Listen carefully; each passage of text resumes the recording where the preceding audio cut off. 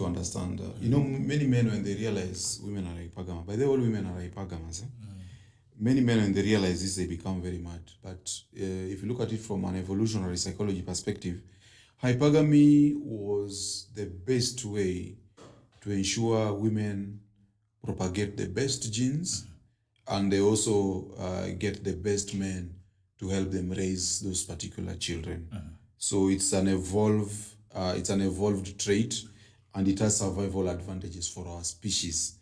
It basically ensures that the best genes are propagated, and that's why we encourage guys to become alphas.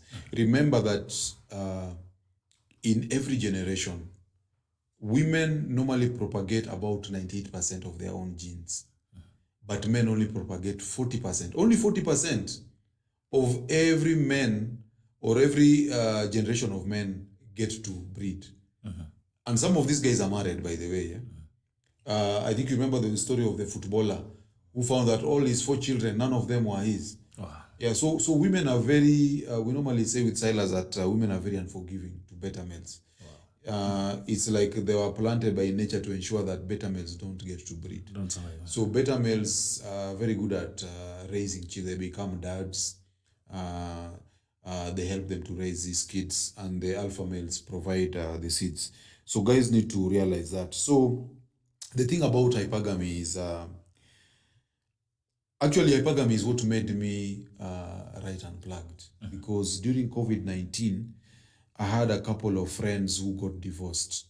And the reason they got divorced was because one of them, his business went down. There's one who lost his job.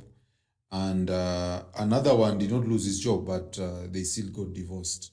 So in the process of trying to get to the root cause of why these marriages were ending, that's when I discovered hypergamy. So one situation that I think even Americs has talked about this. They normally say, if you want to test whether your wife is loyal, one day just ask for leave, maybe for 2 weeks or a month. Go home, tell your wife you've been fired, and act very sad, and just sit at home and see what happens. You will see the kind of person that you're living with. So normally it's just hypergamy, because women want to make sure that they have the best man available. And when you are fired, she starts questioning, is this the best man available for me?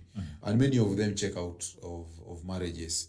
So it's a very, very important thing. And it also happens, hypergamy also manifests itself in this way. You could be having a fairly good job. She also has a good job. But then you settle. You become overweight. You don't get a promotion. You're just watching spectator sports, hanging out with your buddies in clubs. What she does, on the other hand, she attends evening classes. She gets a master's degree.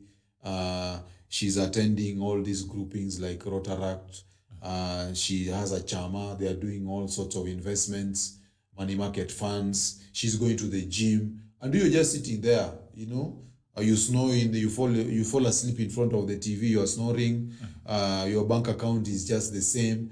She's getting promotion. That also hypergamy, she's going to leave you. That happens a lot in marriages. And so this is why we need to talk to guys about this, because I know so many guys. I had a case of a guy whose wife left because he lost his job during COVID. What this guy did, unfortunately for him, of course, the wife swept everything in the house. So he just bought a mattress, and then he will just sit in that house with his drinks. So he just buys drinks and then he drinks. He doesn't cook, he doesn't eat. Wow. This guy, after a while, guys realize so-and-so is quiet. He doesn't talk, he's not responding in WhatsApp groups. They just went and found him dead, surrounded by empty bottles. Wow. So there are guys who, when hypergamy comes calling, it finds them completely unprepared, and they end up killing themselves.